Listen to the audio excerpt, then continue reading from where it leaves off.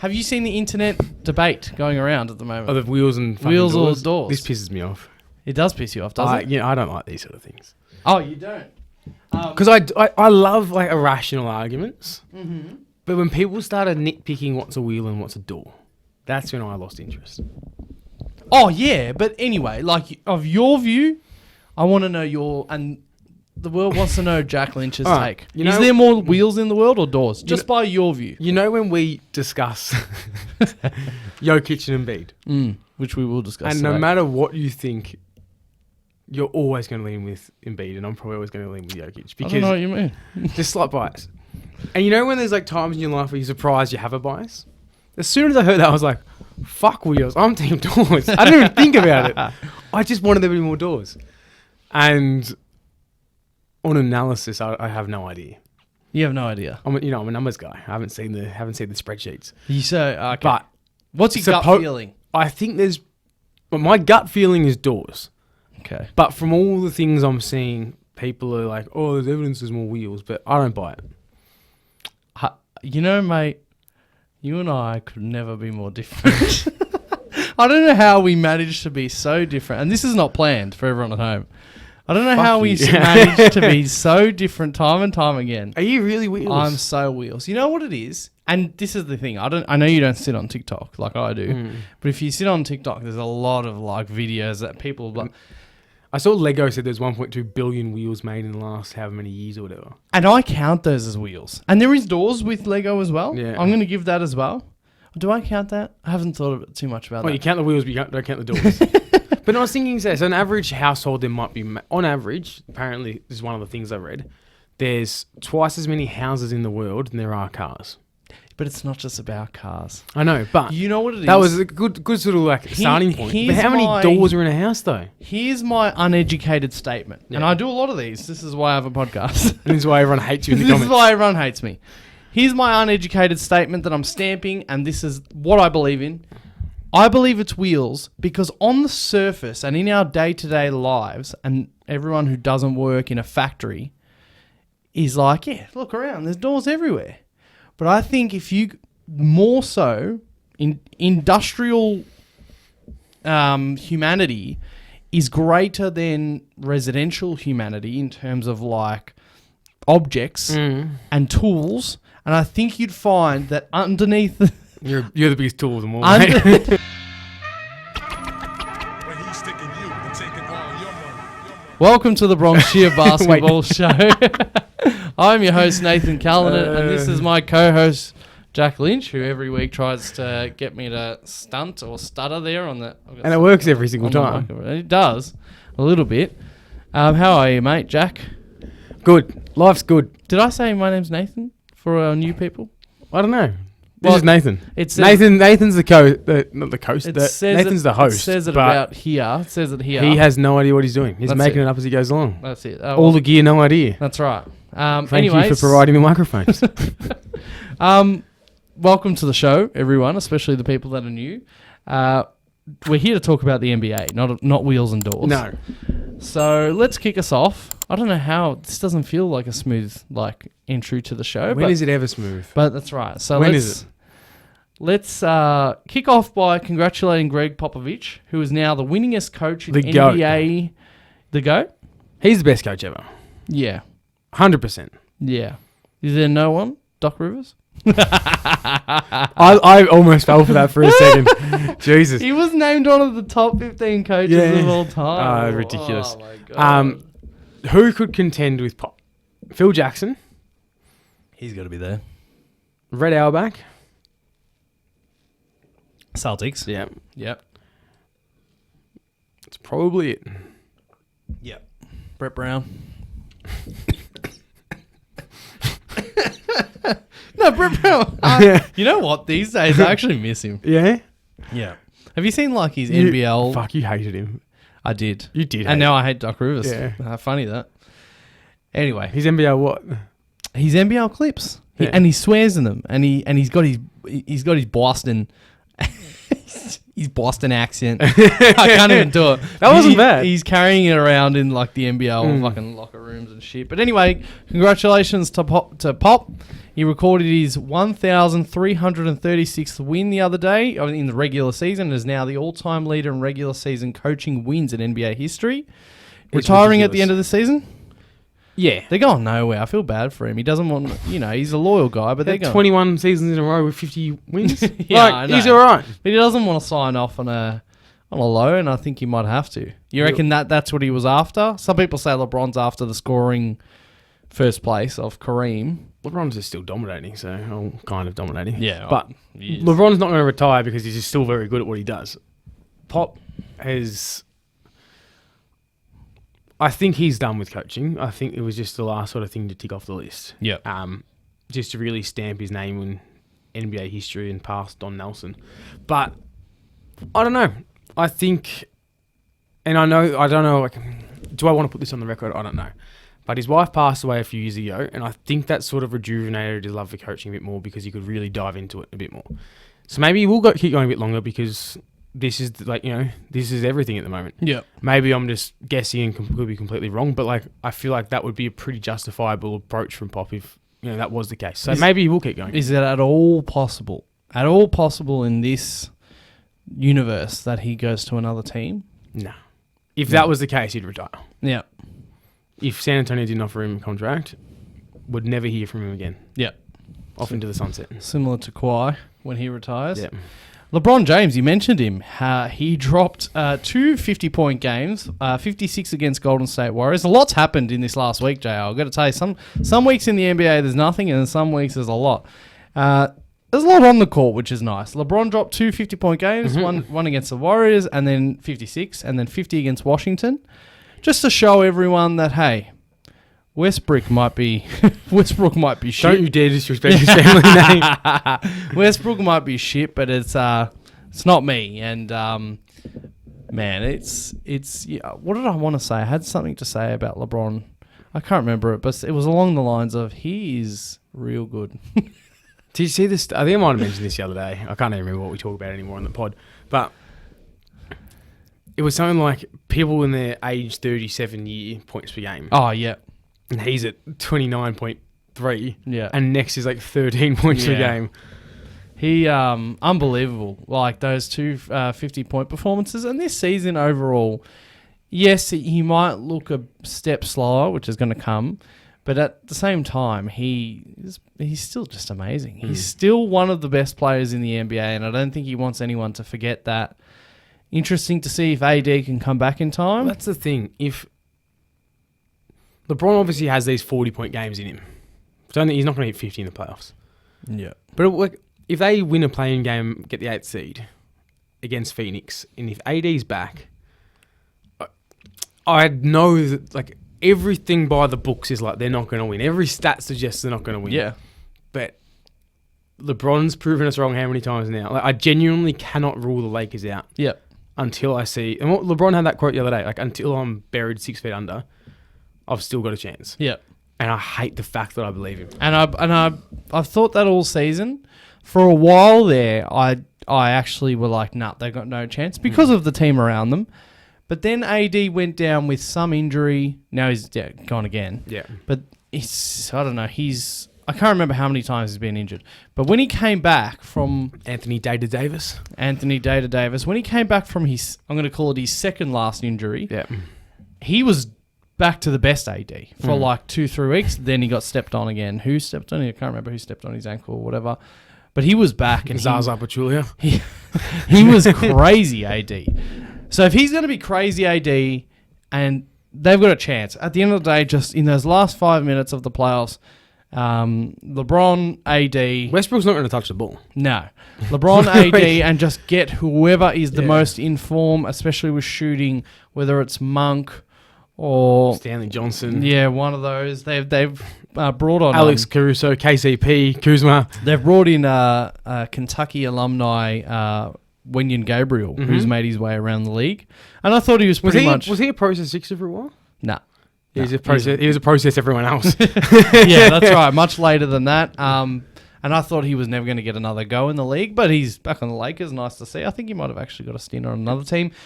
But you're right. I believe, especially because AD showed us that the bubble wasn't just, or at least for those 3 weeks. I don't know what to think about the Lakers, but let's hope, for the good of basketball, as much as I hate the Lakers, let's hope that AD and LeBron can be firing right at the right time and that they can challenge. Yeah. That'd be good for the sport. Talking about big games today, Karl Anthony Towns drops the highest scoring total of the season, 60 points, 17 rebounds, I believe it was, 32 points in the third quarter. The record is Klay Thompson's 37. Sacramento. How good's that? How many? I've watched that. That's probably my most watched NBA It's ridiculous. YouTube video. And the one, almost, like, that one was ridiculous, but Kevin Love's 34 and that was only a few months later, and then Kyrie refused to pass in the ball in the last possession of the first quarter. Yeah, I love records. I've said this before. I love things like that. If I was Cat, I don't know. I didn't actually catch that third quarter today, but if he was just, I don't know if he was just got to the 32 by the end. I didn't see all of it, but I watched some highlights and just sort of read some stuff about it. But apparently it was intentional to slow the pace down just so he could play all 12 minutes. Because normally, he sits for the first 4, or from 8 to 4 minute mark. Yep. So they were like, let's slow it down, we need him, and he just couldn't miss. Yeah. So that's good for him. He dropped 60 points today. Yesterday, the Grizzlies and the Thunder both came out in white uniforms, JL. How good was the ref? And I mean, I'm not sure if I've sort of shared it on this show, but you definitely know me well enough to know that regardless of what sport it is, the even slightest jersey not clash. Is clash? Yeah. Is clash? Yeah, when they look the same. Yeah. It's not when they're the opposites. The slightest jersey clash pisses me off. I can't handle it. And if I was watching that game live, which I wasn't, and I saw them come out both in white, You would have lost your mind. I would have had a stroke. The things you love most in life, Taylor, God love it. Yep. The podcast and colour contrast. Colour contrast. They're the only 3 things And you you like. know what really gets me about specifically the NBA? And we done it again today. We hosted the Nuggets Philly. We had our blue court. We wore red and the Nuggets wore blue. Stupid. There was a game either this season or last season where we wore our red at home. We had a blue court and the Lakers wore all blue. And then their blue was the same blue as the court. If you're playing a team that happens to have one of your colours, don't let them wear it. Don't let them wear that colour. There's like 5 Bring jerseys. back Nike. I know you're big fans of the pod. Please bring back white at home. Yep. Colour on the road. Yep. I love it. And it looks good. Or if they do want to mess it around, you can match the colour of the floor with the home team. Yep. But the away team cannot wear white. They have to wear colours. Yep. Something like that. Because Boston looks very good when they wear green at home. Philly looks good when they wear blue at home. It does work, but the other team can't come in. If you're wearing white, the other team can't wear your floor's colours. I'm going to go ahead and say, not that I can just think of it off the top of my head, has there been many times where you've hosted Milwaukee, you've worn the white, and they've worn the green? But their green's so much darker that it doesn't really But at the same time, the court's green. But that's the one where I actually won't pay it. Because No? their green's so dark. But still. You know what I'm saying. We've had playoff series against them. You don't even notice it. But when it's like... They should wear their black. Yeah. And the white's fine. They cannot wear their green and you're home and you should not be able to wear, especially if the court's green. Anyway. Oh. Here we go. That's one of my biggest things. Kevin Garnett, talking about the Celtics, got his number 5 jersey retired at the TD Anything's Garden. possible.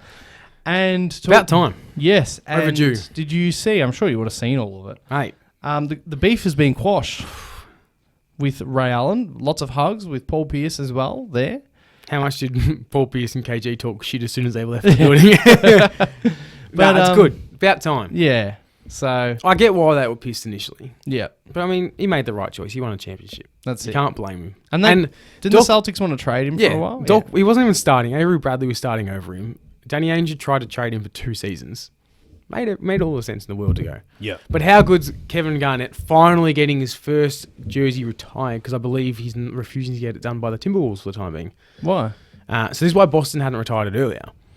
Boston was happy to, but thought he's a Timberwolf. Let them do it first, we'll do it second. But because of his issues with... who's their owner now? I forgot. But he was going to try and buy them. Yeah. KG was going to try and buy the...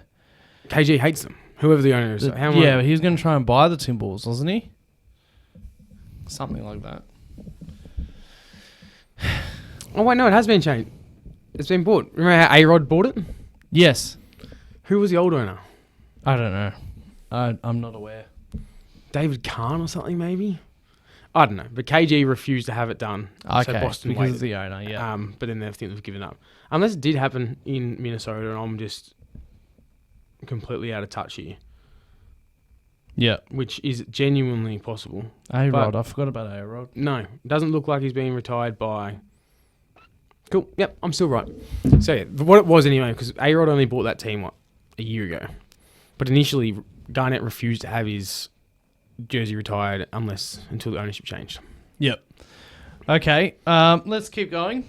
So, last couple of topics I want to smash out before we get into this week's segment. Last week I vowed not to talk about Philadelphia on the show, but it's inevitable this week. It really is. Nothing's happened. No, come on. Last Thursday, March 10th, American time, out time, the 11th Friday, was the big anticipated Brooklyn in-town in Philadelphia game. And let me tell you, the NBA is a league and sport that doesn't have many rivalries. It does, but it doesn't. Lakers and Celtics are a bit of a rivalry. A bit of a rivalry? They're one of the most famous rivalries. Nah, but it still doesn't have that, like... I don't know, and I can't speak on the other American sports because I don't follow them at all. But it's still not like soccer, where the But I believe even MLB, NHL, and NFL have all got like a bit of that. You know, like it can spill into the crowd. Whereas Celtics and Lakers, because it's opposite sides of the country, twice a year, you know, they're quite often, other than in that little stint there with the finals. They're quite often not good or bad at the same time. You know what I'm saying? Because basketball crowds is no good in general. Yeah, it's a very. Yeah, I mean, whereas, I don't watch a lot of American sports, but you've got hockey, you've got drunk, angry Canadians, and people from the north who are cold, so they drink a lot. Yeah. Then you got baseball, who spend 9 hours in the sun, they drink a lot. Then you got football, who spend 4 hours tailgating before a game, and they drink a lot. And they only play each other once a year, so that, like, their rivalries mean heaps. Yeah. You don't get that in basketball, and I reckon there's one common denominator why it falls into the stands. So, no, I know what you mean. All these different factors, in my view, there's not, like, full-on rivalries in the NBA. But if there's one rivalry that's sort of cooking up at the moment, it's Philadelphia and Brooklyn. I don't have to go into the trade, but that's the main thing. But we play them 4 times a year. They're about an hour and a bit down the road.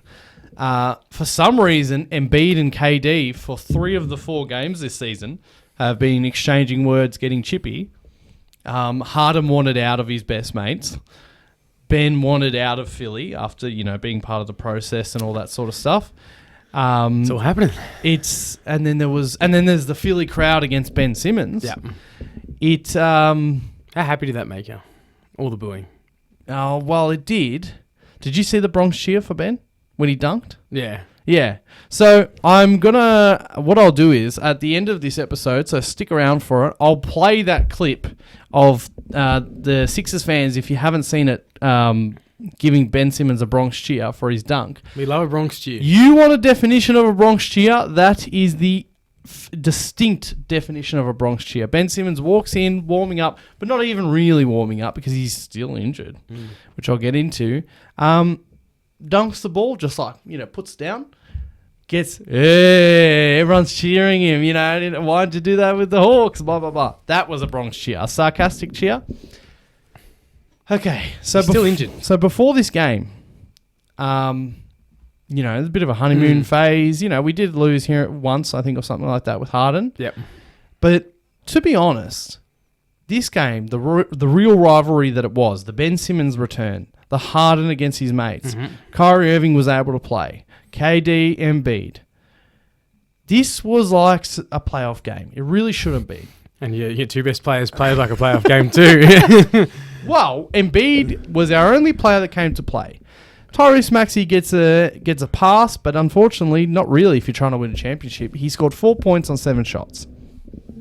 James Harden was 3 of 17, had something like no points. Like no points, did nothing. So what was Embiid, 7 of 17? No, he was 5 of 17, I think. He was at the line a lot, but Embiid came to play. He was playing good. It was Harden and everyone else. Embiid did not play well that game. He did. I'm telling you right now, he did. He got free throw after free throw. He had 17 free throws in the first half. Yeah, but that's because... Well, did you see when he was jumping horizontally to get a call? Yeah, well, no, hold on. Embiid scored... Hold on. And the fourth quarter wasn't played. Embiid had 27 by three-quarter time. How many free throws? But the free throws are part of it. They don't have anyone who can guard him. That was the softest whistle I've ever seen. Oh, well, you better get used to it because they don't have anyone who can guard him. We don't have anyone who can guard there. He's 7 foot tall and he flops more than any other player in the league? Because if he was on any other team, you would hate him. I would, but I don't. It's the more... No, but you got... It's such at shit the end of the basketball. day, it is what it is. You love CP3. He's like CP3 / James Harden in a center. At the end of the day, as bad as the rip-through bullshit looks... It's still at the same time. What can you do about it? That rule needs to be changed. I hate the But what can you do about it? The arms are there. If you're not going to move them, side out. I've said that for a while because I was glad that used to be the shooting foul and they changed it because of KD. Yeah. And now when it's clearly they're not trying to do anything other than just draw a foul on your defender. Yeah. That should be like not offense. It should just be a side out. Yeah. So it's like a kickball. I can see what you're saying there, but at the same time, You shouldn't be rewarded. it's sort of there. You know what I'm saying? Like it's all these tiki-taka fouls on Embiid, which I'm going to call are 40% of the time. The other 60%, he's just unguardable and too big. He's unguardable and too big. That game, I don't think he played well at all. He did. If he wasn't getting fouled, or if he wasn't looking for fouls, I'll give you that. If he wasn't looking for the fouls, that's the issue. He gets so obsessed, and even in today's game, which I know we'll get into, he missed a bunny at the end because he tried to draw a foul. Yeah, but anyway, that's his biggest issue at the moment is that he wants the whistle. I don't know. I don't know. That's Trae Young does that as well. Here we go. Anyway, the point is, Harden fucking sucked. Embiid came to play. Harden sucked, right? And this is the James Harden. Yeah, this is the James Harden that was like, shit. Are we going to get that James Harden? Yeah. Is this the Nets we're going to get in the playoffs though, or was that an anomaly? Here's what I want to say. We'll skip that last topic because it's probably a bit of nothing that I had. Here's what I want to say. I've said all along that can't stop looking at the Nets as the favourites. I think that the vaccine mandate in New York, there's no word on it yet, but I think it will be ready for Kyrie to play at least the second round at home, maybe the conference finals at home. Is that just you clutching at straws, or is there any... No. Well, they've started to ease, but there's no... The mayor hasn't said this is the timeline. Well, basically. The mayor was calling him an idiot the other day. Yeah, but they're starting to ease it. I reckon, and Woj put it in his words, inevitable Kyrie will be back this season. People forget how good Kyrie Irving is, man. That guy, KD and Kyrie. And I don't care what anyone... I hope we get Boston Kyrie in the playoffs. I don't care what any Philly fan tries to say to me, it was just a regular season game. So this is a bit on the Sixers, bit on the Nets. That they should have turned up to they're our rivals right now. They should have Harden should have turned up to that game, and Maxey and Doc's shit coaching as well, and been like, let's beat these guys. I think they did. Let's. I think that mentality was there the whole time. I don't reckon Harden would have gone in there without knowing this is the biggest game of his last 5 years. And why did Harden do his usual shit of shying away? In the big games, and I've said this all the time, and I'm terrified now. I'm actually so terrified, and I'm normally a pessimistic bloody person. I'm so off us being title contenders at the moment right now. One game's all it takes. Okay, so you came in, you smacked us by 48 points. Yes, Harden wasn't there yet. That's our brain fart game. That's the brain fart. We can't let Brooklyn come in and do the same thing. And then today, I know it was on the back end of a back-to-back, but Jokic and Embiid haven't played for something like 900 days because Embiid's always out. Yeah.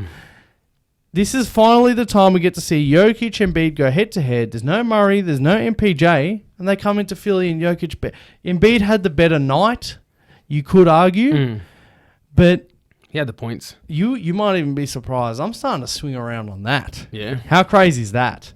Because, I don't know, man. And Jokic just lets a game come to him type thing. In terms of that cliche statement, Jokic lets a game come to him more than Embiid does. I think from what I did glimpse of the game, and this is just going back the last 4 or 5 years of their careers, Jokic will let the role players win games for him. Yep. Whereas there are so many stars in the league where the bench gets on a roll and they come into the game and they look to score. And they don't look for the hot hand anymore. And I think that's one of...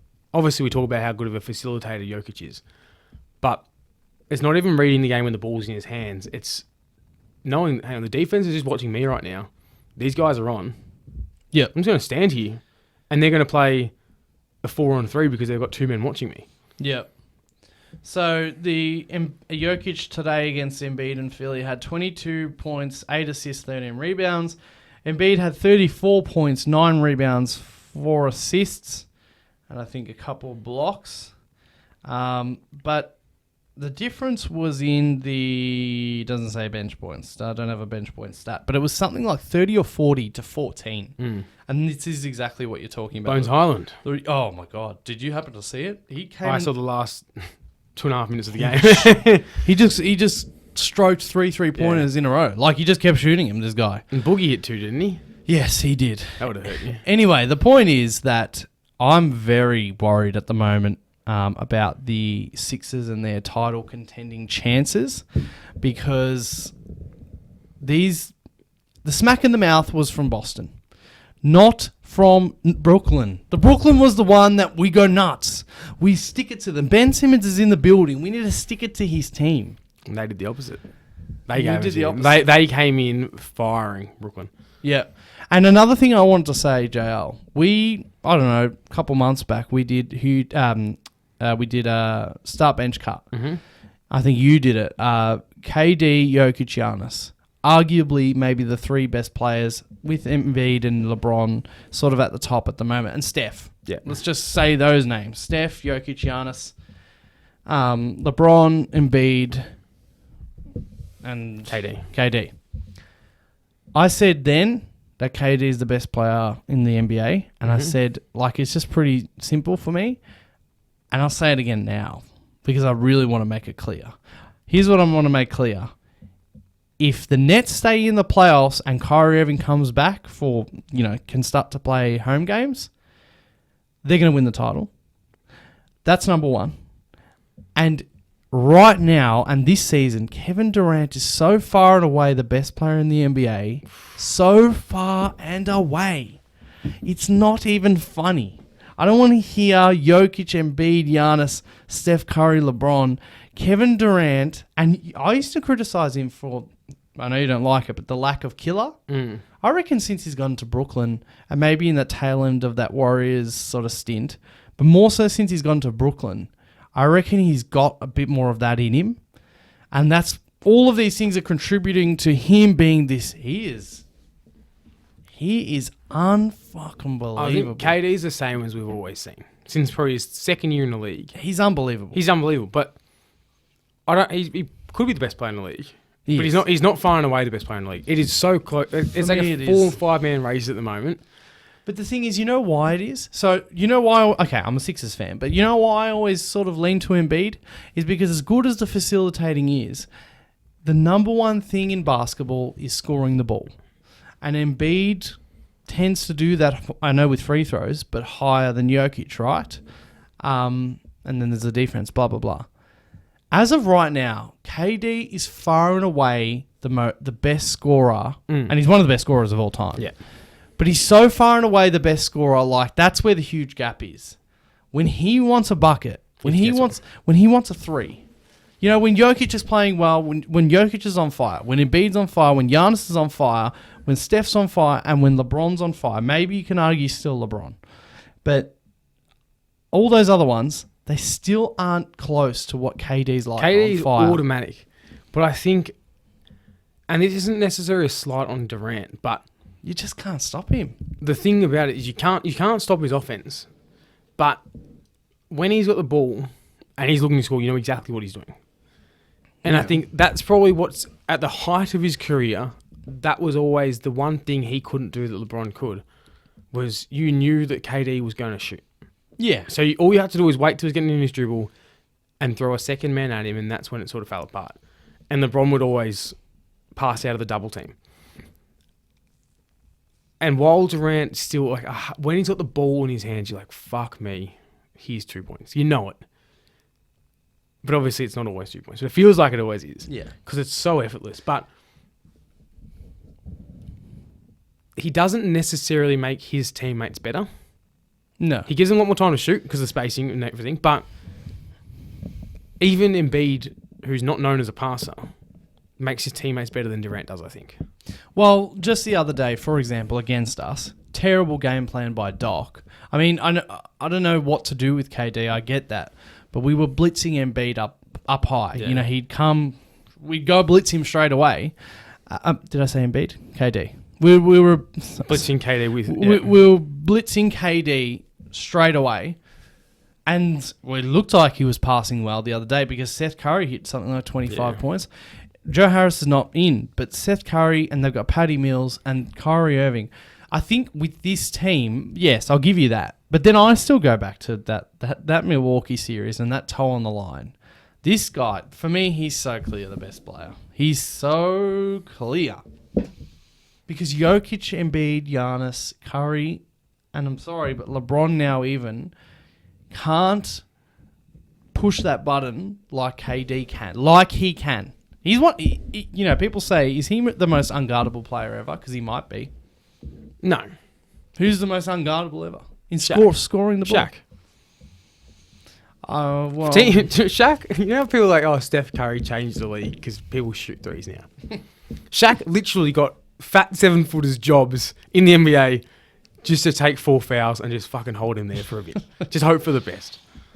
The Greg Oza tags of the NBA. Now, he was actually all right. I shouldn't criticize him. Who was a really, really fat Orlando player? I don't know. Anyway, I'd argue that KD is... I'm literally Googling really fat Orlando player. really fat Orlando player. Doesn't come up. But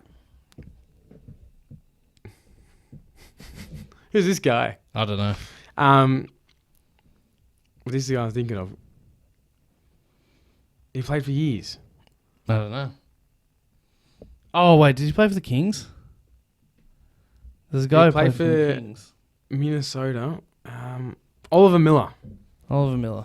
But people like him got gigs in the NBA for years just to hold Shaq. Just to take a few fouls. Yeah. Most unguardable. See, I would argue that KD... Even MJ. I would argue... You can't say KG's more unguardable than MJ. KD. Yeah. KG.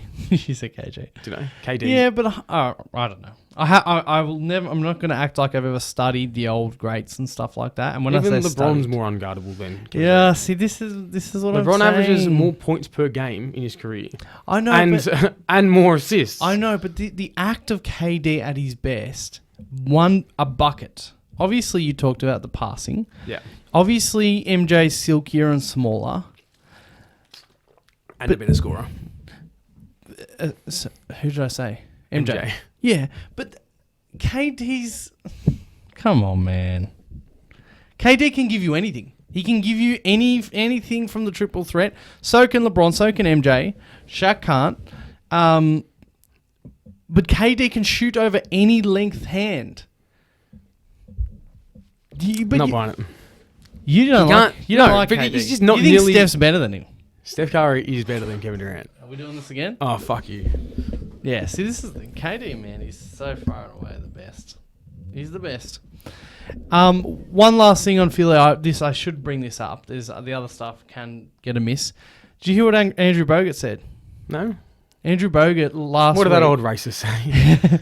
Andrew Bogut last week, fellow Australian, said, I think on his podcast, he said he's hearing rumours. Let's not just put all our eggs in him being a reliable source. But he's hearing rumours from a source very close to the situation that Bradley Beal is trying to get to Philadelphia to form a big three with James Harden and Joel Embiid. And I can't tell you after the week we've had how much we need it. If we're gonna, I'm so pessimistic right now. I'm getting to the point now. I think super teams with 3 all-stars aren't worth it in the NBA at the moment. I think you're better off having 2 in depth. Bradley Beal would gut your roster completely. No, it wouldn't. We got Tobias Harris on a max. Oh, true. Fuck. Yep. So the way it would need to work, because he's out of contract this off-season, Bradley Beal, the way it would need to work is they got to want Tobias Harris. So you're not getting him. If they want Tobias, hold on though, and shout out my partner Taylor is not going to like this because she thinks that Matisse Thybulle's the Lord God. We're going to give... I can see it already, especially because Matisse can't make a 3 to save his own. Matisse sometimes looks like he's never played offense in his life. I'm so sorry to him. Today he actually scored a few buckets, dunks. It looks like sometimes he's never played offense. He got like 5 steals, 6 steals today. 3 blocks, 2 blocks. As he always does. But the man around Embiid and Harden, like most stars, we need someone who can fucking shoot the ball. If we can trade out Matisse and Tobias in one hit and bring back Bradley Beal, I don't think we'll give up Maxey. That'll be like the no deal. But like a pick, Matisse, Harris, we can sign and trade. Because we can't just let go of Harris and then sign Beal. It doesn't work like that with the numbers and the salary rules. We have to sign and trade Harris for Beal. Would that make us the automatic, not like Warriors, but would that make us the automatic favourite for next season, even if, for example, the vaccine mandates lifted in New York, Kawhi and PG are back, and Murray is back, and are we the automatic favourites of Beal Hart? We got to be with that. You'd probably start favourites, but I don't... It automatically gives me sort of... we would be. Nets Big 3 vibes where initially when everyone was like, fuck, but also then they were like, but maybe not because... But I think it's you don't have the facilitator to work with that. But it's worse. Well, Harden's a good facilitator. Harden's a good facilitator even when he doesn't want to score. Yeah. It's definitely worse than nearly a lot of these big threes we've ever seen. Mm. But it's very much fitting pieces, which we've lacked for so long. Fuck, I hope it doesn't happen. Man. Just to break your spirits. I desperately need that to happen. Let's quickly get into this week's segment. It is top 10 duos in the NBA, JL. And let's, how about we smash this one out? This is tough. It was very tough. I don't even think my number one's number one. For me it is. And you've got to know who it is by now. All right. You're going to hate it. All right. Number 10 for me, and I just want to preface this by saying, all right, should we say, I'm going to say my honourable mentions at the end, all right? I've deleted mine, so. There's 2 honourable, for me, I said to JL off the pod, there's 12. There's 12 significant duos, or good, and then there's a cut-off, a drop-off. Give me your honourable mentions then now. Just do it out of the way. But then it reveals that I don't have them in my top 10. Okay, fine. That's okay. We'll be right. All right. Honorable mention number 1, Jimmy and Bam. Honorable mention number 2, DeMar DeRozan, Zach LaVine.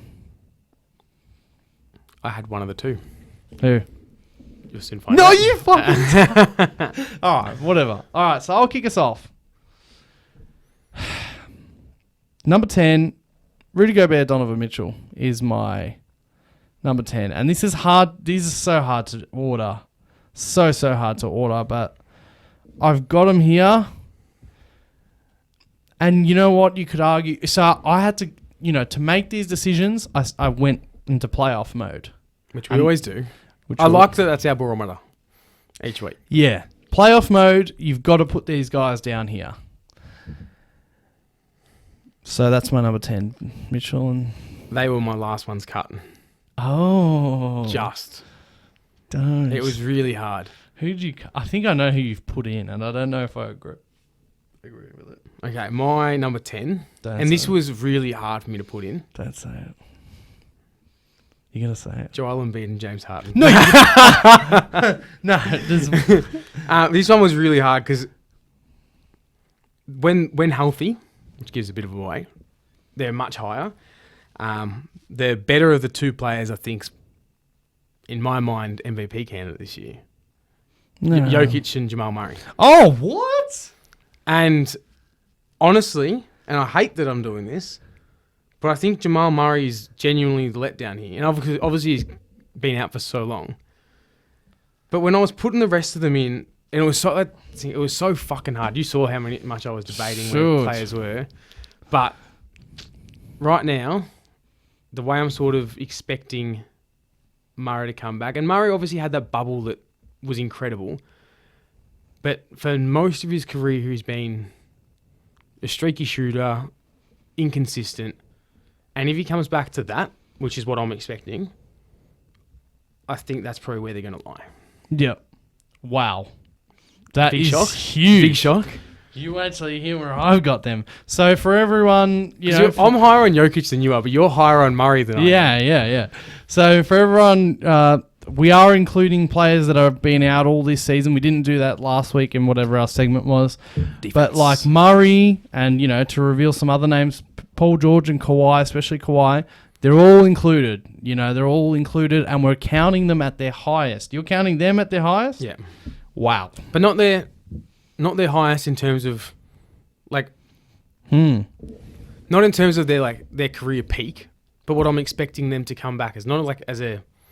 I'm not thinking of... No, see, I was going... not in terms of like a... I was going trying off to think of an like example. what they've showed us. Yeah, exactly. But not like a Jamal Murray's peak was in the bubble. What his career... who he is as a player pre-injury is what I'm going off. See, I think I'm sort of going So off I'm not that. going for... When I do inevitably have Kawhi and PG, I'm not having PG's 2018 season and Kawhi's 2019 season. No. I'm having who they were as players before they got injured. Yeah. So not at their best, just as who they are. Okay, so my number 9. Yep. And let me just say something before I say my number 9. I quite often feel like I'm influenced. We are going to influence each other, I think. I find myself getting influenced with all these fucking Celtics. My number 9 is Tatum and Brown. And in terms of playoffs, of course, they've made it to the conference finals twice. Fucking oath they have. 3 times this year. Jaylen Brown has really grown a lot. Jason Tatum will remind us whenever we need to be reminded. If he could play like he does from March to April every year, from November, he'd be and thought of in a I think if different they tier. always had, so they are young. Yeah. So if they always had a perfect team around them, I know you can say that about nearly every star. But for these two guys, if they had a really suitable team around them for all their careers, for their whole careers so far, I think that, they could have done even more damage than 2 conference finals, and they're only so young. So at 9, Tatum and Brown. If those, the 2019 Celtics team, that's probably one of the most stacked teams we've ever seen, top to bottom, in recent history anyway. If that did sort of pan out the way that people expected, they'd probably have a ring by now. Everyone sort of shooed them in as a, as a finalist at least. Yeah. Didn't happen. They're coming though, one day. For my number 9, DeRozan and Levine. And again, and as you said, there were 12, and from 8 to 12 for me were very close. DeRozan and Levine, I'm just liking it at the moment. I think next year they're going to hit their strides. So Jokic and Murray as a duo in the playoffs. versus DeRozan and Levine, who have not been in the playoffs as a duo. Yep. You're putting DeRozan and Levine over Jokic and Murray. See, I said this was tough. But it's just, as I said, I'm not as high on Murray as other people are. But also, I think the shooting woes in the playoffs of DeRozan, I think, not that he's been in the playoffs recently, but I think he's outgrown them. I think that's not part of his game anymore. He's more comfortable getting into his bag. And I think Levine and DeRozan are both better than Jamal Murray. And like I said, the letdown of Jokic and Murray is Murray to me. Despite how good Jokic is. See, even though you interpreted it, which I always have to say this word when we're doing these, even though you interpreted it as, I'm not taking Murray, Jokic this year and Murray bubble. Jokic was there in the bubble. Yeah. I'm thinking of pretty much the bubble Jokic But and Murray. that's like saying PJ Tucker is going to be a 37 points per game scorer if we're picking him in this. We know that he's not that. We know that Jamal Murray's probably never going to have a playoff series again of 50 points per game. No, but it's different if you turn it on for a month in February than if you turn it on. Essentially what he did in the bubble.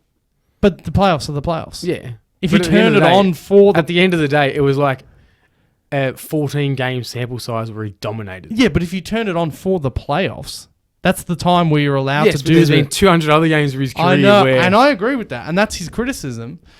But who knows what happens last season? Who knows what happens this season? If he's a guy who, like a la Jimmy Butler, if he's a guy who turns it on for the playoffs, guys are like that, then that bubble Jokic and Murray is one of the best duos. If he does that, which I don't think he will.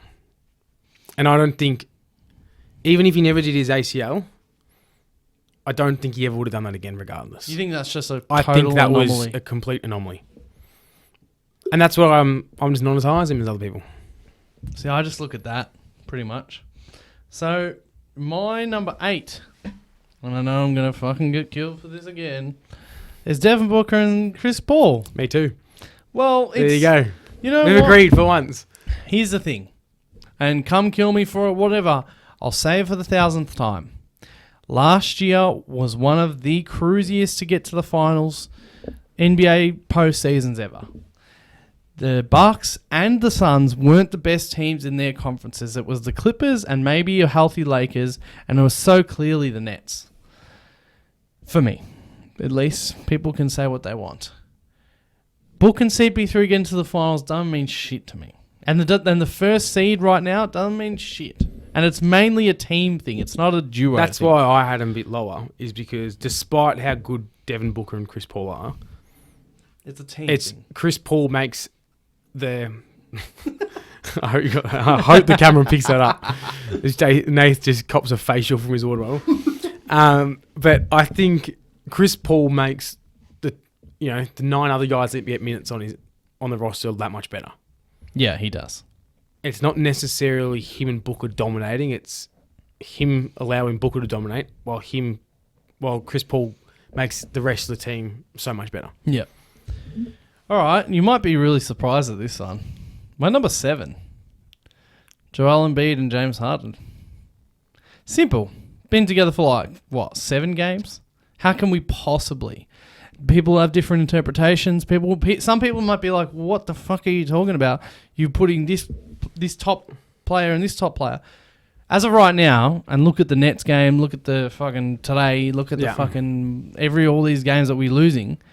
As of right now, we do not know if they as a duo / just them right now. We don't know if they make each other better yet. That's right. And this is current. For example. How many games have played? 8 together? 7? Yeah. So, something like that. Yeah. 7, I think. Maybe. We'll soon find out. So, I'm not going to be silly and I'm going to put them higher than 7. Who you got? Tatum and Brown. Okay. I can give you that. I'm not Tatum is... I'm not going to kill you. The last month, Tatum's been MVP levels. Mm-hmm. Brown, he's just so consistent. I think he's got another level to get to probably next year, but I think between the two of them, they can average about 48 points per game, 50 points per game next year sort of thing. Yep. They're already pretty close to that anyway, but if they get the assist numbers up, I think they're the two. They're going to stay together for 10 years, I reckon. Yep. And they might not ever win a championship, but they're just going to be a formidable duo for a long time. Yeah. Now, my number 6 and 5, like I'm on the fly thinking about swapping them. That's how close these two are.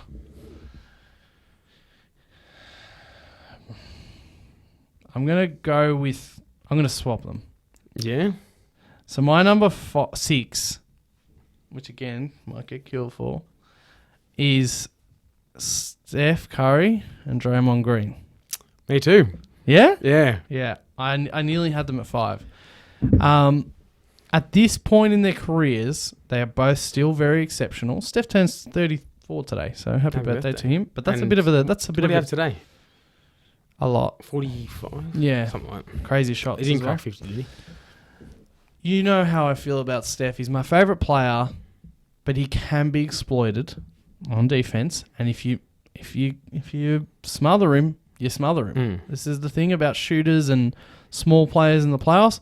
And as good as Draymond Green is as a general and an operator, facilitator, He's not going to beat you. And a defense, in terms of a duo, you know, you got to think about picking these duos and then just putting shooters all around them type, systems. I mean, that's what makes the Warriors so good. Yeah. He's letting Draymond play with But shooters. If you put 3 shooters around for me, the rest of the guys here, and then Draymond and Steph, unfortunately, it still ends up with Draymond and Steph here. That's my reasoning, basically. It's another way of saying 6. That's with shooters around them. That's when they're at the best. That's when they're pushing like top 3 duo in the league, I think. But the reason I had them a bit lower was over the last decade, these two have got like the best plus minus in NBA history, sort of thing.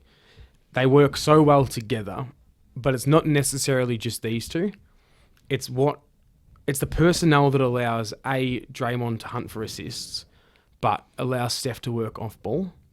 And if you're just taking these two players, they bring out the best in each other. But Draymond isn't going to be the one that beats you. Yeah, it's that's right. Draymond working with the 4 others on the court. Yeah. Most notably Steph is what's going to beat you. These two itself, it doesn't highlight Draymond's strengths as a basketball player. So if we're just talking duos, that's why I didn't have them as high as they probably are in terms of how impactful they are on the court. Yeah.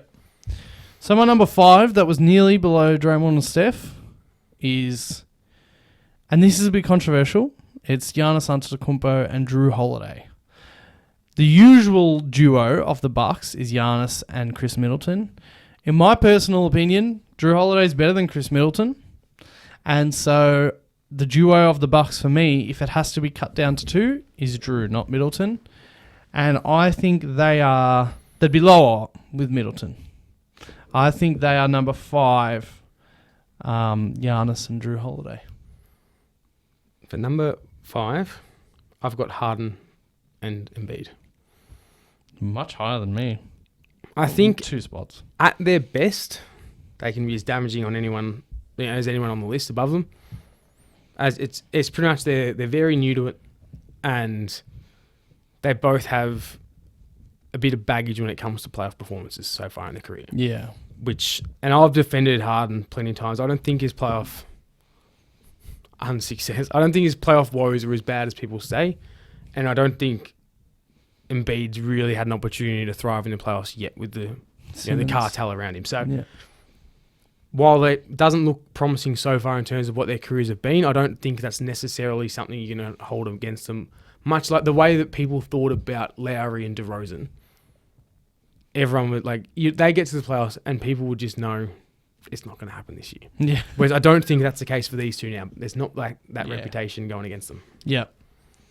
I'm truly just a pessimistic Sixers fan. They could have been number 1 a week ago for me. Yeah. I'm just so down about them. So that's why I've got them there. My number 4. So here we go. Is Paul George and Kawhi Leonard. Really? Yes, you thought when you said you're gonna hate my number 1, I was like, it's Harden and Embiid. And then when you said them at 7 or whatever you had them, I thought, well, it's going to be Kawhi and PG. Kawhi and PG. Here's how I look at it: 50% of the time, and again, talking playoffs, 50% of their playoffs, they nearly won the championship last season. In my opinion, they would have. 50% of the time in the bubble, they're fucking so bad. Side of the backboard. That was way off P. Way off P. I thought there was like a nickname that was backboard P, but anyway, there's not. Way off P. So that they have the chance to maybe be number one. That's how highly I rate them. But when you give me that performance in the bubble, don't know what to say to you. So, but they could have won the championships last season. I really thought we got the real Kawhi and PG last season, but of course, injury. So they're my number 4. I have Giannis and Chris Middleton. So I didn't go the Drew Holiday route. I know Holiday's probably been more important so far this season, especially early on. Middleton was really struggling. But what Middleton did in the playoffs last year, and he's had a few big performances of late, I think his ability to score the ball is what's the difference maker between him and Drew. And that's why he's so clearly the two option. The concise, if you're going to call them a duo, it's Giannis and Middleton. Even now that they've added Drew, it's because he's the second scorer. Holiday brings out the best in those two. He lets them just do their thing, and that's obviously where what makes this team so good is that they've got 3 players that you can argue who's the best 2. But to me, Middleton, if there's a game on the line, or if for whatever reason there's a big game and someone says to you, Giannis plays like shit today, you're still not going to doubt them because you know that Middleton can go for 40 any night. And that's why. See, I don't reckon he can.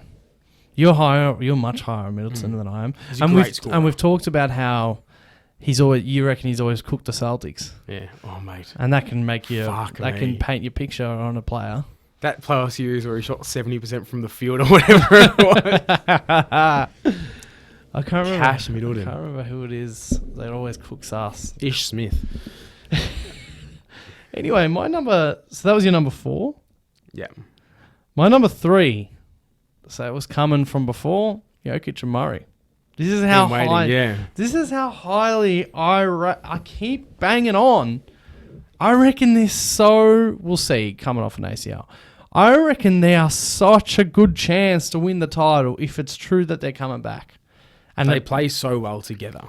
Yeah. And now they've got Aaron Gordon, Jeff Green, man. He got like 3 dunks today. Jeff Green's still... Uncle Jeff still going. He's still alive. That 45-point game he had against the buzzer beater against LeBron in 2012. Yeah, oh, man. Celtics, yeah?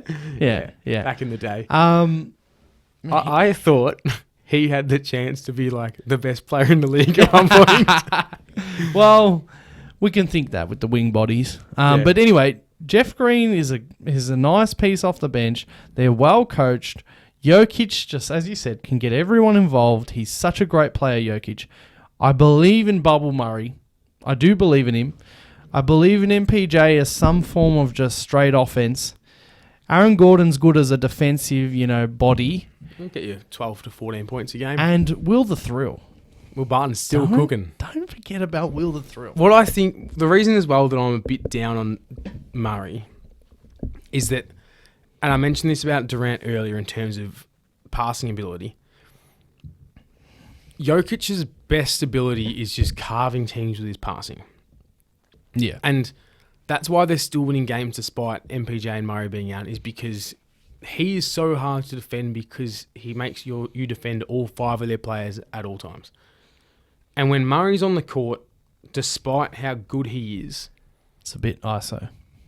It just takes away that surprise element of which way he's going. And I don't think that negates the Nuggets at all, but it does make them a bit easier to defend. Yep. In terms of defending the 3 other guys on the court. Still was going to be hard to defend Murray because he's Jamal Murray. But in terms of duo, I almost like it better if instead of Murray trying to get 27 points per game, if he averaged 18, I think that'd almost be a better team. Yep. Yes. So they're my number 3. Who have you got? KD and Kyrie. And this was tough. Wow. Oh, wow. And the top 5, I tossed and turned multiple times. But the main difference here between who I have above them is their inability to defend. I think offense to offense, the other two duos I have above them Yeah. because they can match on offense. But these two you have to surround with good defenders. The other two, you don't. They're going to get theirs on offense, and they're also going to hold the fort on defense. KD and Kyrie. Wow. So I know who you got number one. I'm sure I know who you got number one. Anyway, my number two. And this is going off that bloody 3-week stint after his second last injury, AD, is LeBron James and Anthony Davis. Yeah. Thank God for that stint, because if it wasn't for that stint, I was out on AD. I don't even know where I'd put this bloody AD. LeBron's great, but I don't know where I put this duo but Street clothes Davis. oh, he's so funny on the bench. He's so funny with what he wears, and he's just like it's like it's not cool anymore. Stop getting injured. You don't look fresh because you're not freshly there. Like it's like I feel like if Kyle Kuzma goes out and he loves fashion, if he goes out and gets this like amazing fit, wouldn't surprise me. My hamstring's a bit sore. So on national TV, he can wear what he wants to wear on the bench. It feels like Anthony Davis is still trying to do that. His mum's bought a closet full of clothes and he's trying to get through them all. It's just too often now. It's to the point where it's like we'd rather see you, suited up. But anyway, so for me, it's LeBron and AD. AD, actually, I'll give him the benefit of the doubt. He won me back over. And I think if he comes back in time and he somehow can stay on the court for the playoffs, we talked about it before, they can still be maybe the best in the best duo in the NBA. But I've got them at number 2 because I rate the other guys number 1. I have the other guys at number 2. Well, no. Hold on. No. The other guys that you've already mentioned. Oh, no, you've already said these guys, haven't you? Yeah. I went back to my initial thought of who I thought you were going to be number 1. Yeah. I've got Kawhi and PG at number 2. I saw this coming. You don't even need to talk about them. They both just get their own buckets, other than those 3 games in the conference finals. Last year out of the bubble was impressive. Gotta say. I've just got faith in them just to keep score. They're relentless. But again, the reason I had them over KD and Kyrie was their ability to defend. Do you agree with me? Like, I don't know if I've ever asked you. Do you agree with me when I bang on that they would have won the championship last season if Kawhi didn't go down? You reckon they beat the Suns? I think they do so easily. As in, not easily. I think they do nicely. They're the best team. They killed the Jazz with eventually no Kawhi. Yeah. I don't know. And Kawhi and PG and Reggie Jackson are better than Book, CP3 and DeAndre. Yeah, but it's the Suns' next 5 that are... Well, and the Clippers still have a good... Yeah, the Clippers still have the depth. Don't know. Look, probably. Yeah. And they beat the Bucks? I don't know. Yeah, they do. Anyway. Number 1. For you, it's... for me, it's Kyrie and KD. Yeah. And I know I'm fresh off this last week or two. You've just been traumatised by them and now Kyrie's dropped 50 points. You know what? His 3-point shot's gotten better. Yeah. He's had a lot of time to work on it. Man, this guy, Kyrie... While we were rubbing our arms for taking one for the team and doing what's better for society and having 24 hours of a bit of a little fever, he was putting up shots that day. Yes. But in terms of basketball... I don't want anyone to forget how good this guy is because this guy is fucking... You know how you're tormented by the week that it's just happened? Yeah. I still see the guy against the Bucks that went 6 for 19 and goes, I'm not going to go 6 for 19 every game, then proceeds to go 7 for 20 and 6 for 21 in the next 2 games. Because if there's one thing I know, and despite how much... I don't really care about Kyrie. I don't actually hate him, despite everything. But I respect him a lot as a basketball player. But on this list, pretty much, especially at the top 5 duos, he's the only guy that would shoot you out of games if he's cold. He doesn't look to change his game and try and facilitate. He just keeps shooting until he gets hot. And that might be the biggest weakness you can have in a playoff basketball game. Yeah. Yeah, no, I will admit that. So I've just happened to watch his recent games. I don't know if it's... I was actually thinking about it. Before Steph was my favourite player. And get ready for this, it was Kyrie. I got his signature. Did you? I got on like a Kyrie against buckets down under. When he came here. Yeah. I went to go watch him train when he was down here. You nuffy. I went to go watch. I woke up a stupid o'clock in the morning, drove all the way to Knox Basketball Stadium Center, whatever. 7 a.m. Just him and Chris Golding and Phil Handy, who's now Phil Handy, assistant coach of Lakers, Raptors, always where the championship is. Cavs, I believe, as well. Phil Handy was training Kyrie and Chris Golding 7 a.m. in the morning. I watched Kyrie do a bit of a practice. Anyway, he's improved I think this is a big factor. Shooting. He's improved his three-point shot. And if you talked about what you talked about, I reckon KD can hold the ball the most now that Harden's gone. We'll see with Ben Simmons as well. Man, they didn't even know. They come and killed us without Ben Simmons. I told you. They would have lost with Ben. I know you hate him, but I told you watch him be a roll man. And he's never going to look at the basket. He's going to roll, he's going to pass, and he's going to defend. Screen, roll, pass, defend. That's his only jobs. And they're going to... And he's still going to butcher that somehow. They're going to fucking win the title, man. I can see it. They're going to win the title. He's calling it early. Well, my number one. LeBron and AD. LeBron and AD. And look, the reason why... There's still so much doubt in my mind about this, and I really, really didn't know if I would put them in on... Like, at one point I had them like It's the whole can't doubt them. It's a can't down, but also in terms of wing and big man, they actually just complement each other's games really well. Whereas the other sort of duos, they're both really, really good, and it's going to be relentless. It's like a double-edged sword. No, that's the wrong analogy. But it's a two-headed snake. It's coming at you no matter what. And it's Kyrie's going to shoot, then KD's going to shoot, or it's Kawhi and PG. But this is, you've got to defend both of them on the same possession because it's a pick and roll. Yeah. Or a pick and pop, or whatever it might be. And that's why, in terms of just duos, that's why these two, when they're playing, is the hardest to stop because they implement both on the same possession. Much like Giannis and Chris Middleton. They're the only two duos that really do this in the NBA that we've listed so far. Yeah. And Jokic and Murray. Yeah. Yes. Yeah, no, LeBron and AD are good.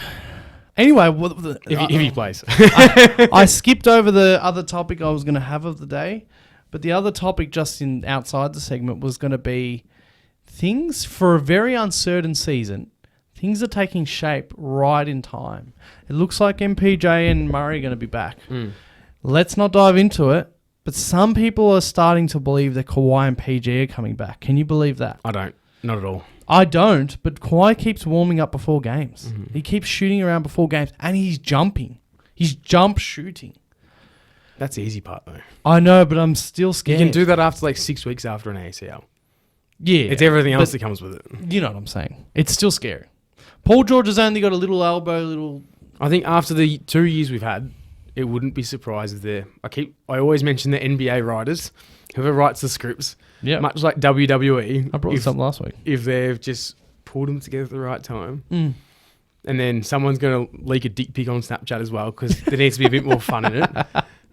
That's always the way it goes. I mean, Ben Simmons will come back right on time. I forgot to mention, Steve Nash said he's not even ready for one-on-one.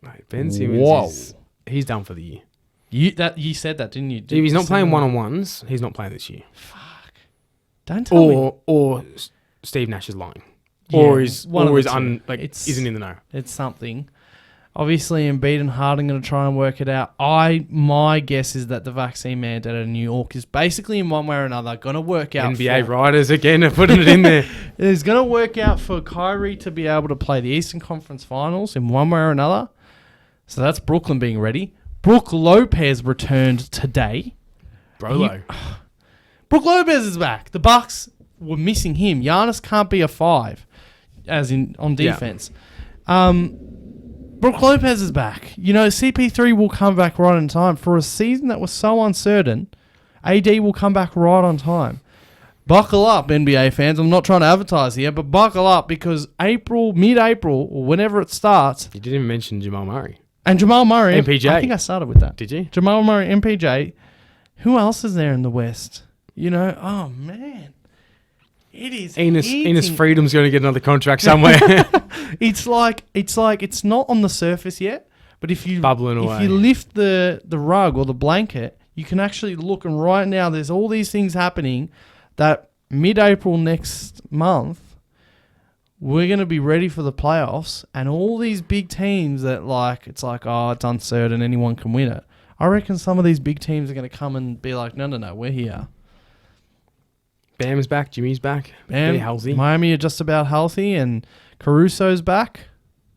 Boston's healthy the first time all year. Boston, fuck, it's bloody awesome.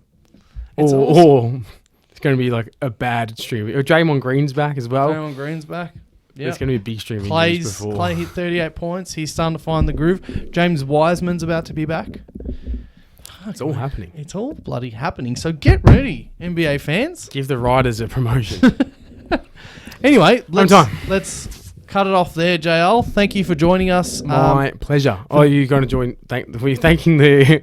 Were you thanking me, or were you thanking the listeners? I was going to do a bit of a mutual. Thank you for joining us for this episode of the Bronx Cheer Basketball Show. JL, thank you for being here. My pleasure, mate. And don't forget to subscribe and I have. hit that notifications bell. I'm sort of looking at you, but telling our audience here. I have. Stop yelling at me. I'm scared. And keep watching the NBA because it's heating up.